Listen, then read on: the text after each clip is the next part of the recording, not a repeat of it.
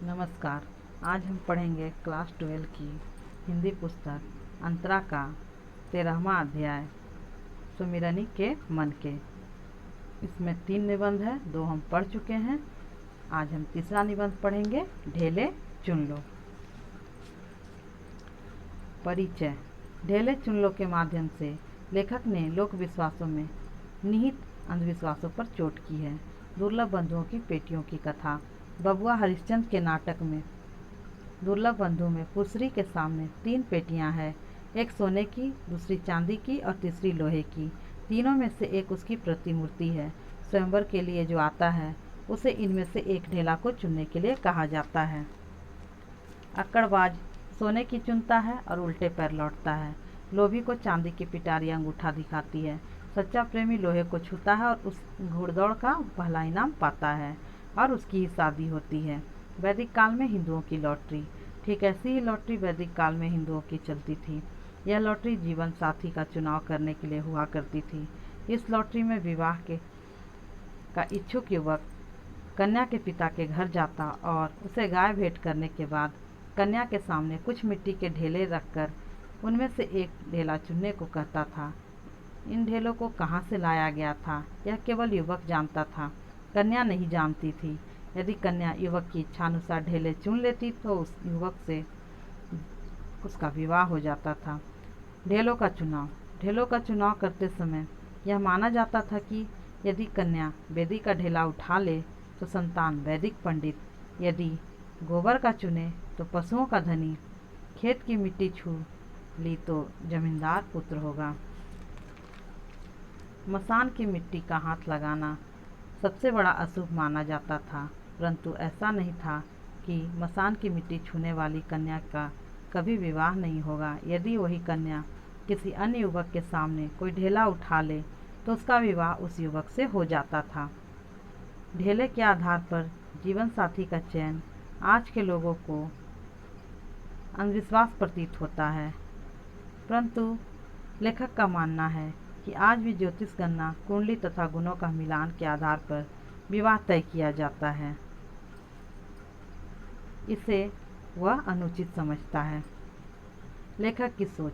लेखक का मानना है कि हमारे पास आज है उसी पर निर्भर होना अच्छा है, बजाय उस चीज़ की जिसकी हमें भविष्य में मिलने की उम्मीद है।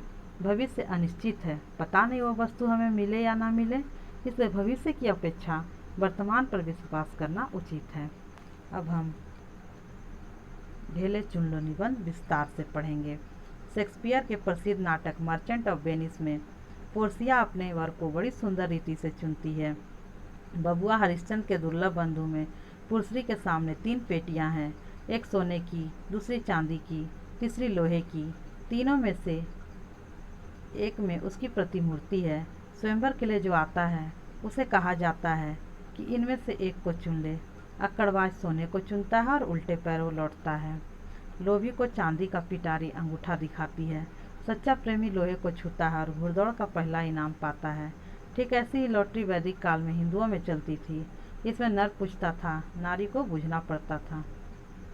स्नातक विद्या पढ़कर, नहा धोकर, माला पहनकर, सेज पर जोग होकर किसी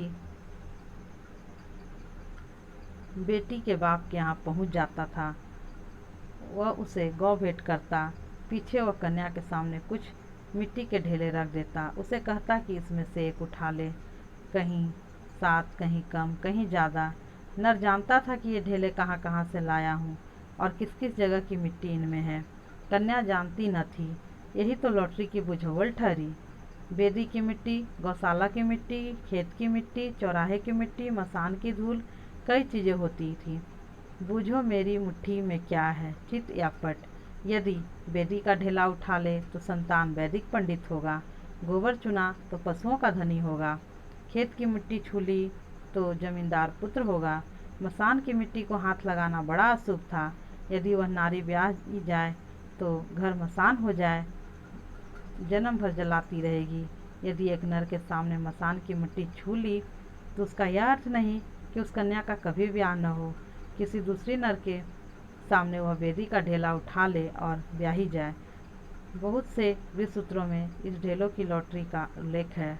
अश्वलायन, गोभिल, भारद्वाज सभी में है। जैसे राजपूत की लड़कियां पिछले समय में रूप देखकर, जस सुनकर स्वयंवर करती थी, वैसे वैदिक काल के हिंदू ढेले छुआकर स्वयं पत्नी वरण करते थे। आप कह सकते हैं कि जन्म भर के साथी की चुनावट मिट्टी के ढेलों पर छोड़ना कैसी बुद्धिमानी है। अपनी आंखों से जगत देखकर अपने हाथ से चुने हुए मिट्टी के डगलों पर भरोसा करना क्यों बुरा है, और लाखों करोड़ों कोस दूर बैठे बड़े बड़े मट्ठी और आग के ढेलों, मंगल और शनिचर और बृहस्पति की कल्पित चाल के कल्पित हिसाब का भरोसा करना क्यों अच्छा है। यह मैं क्या कह सकता हूँ। बकौल वात्स्यायन के आज का कबूतर अच्छा है कल के मोर से, आज का पैसा अच्छा है कल के मोहर से, आंखों देखा ढेला अच्छा ही होना चाहिए लाखों कोस की तेज पिंड से। बकौल कबीर के पत्थर पूजे हरी मिले तो तू पूज पहाड़, इससे तो चक्की भली पिस खाए संसार।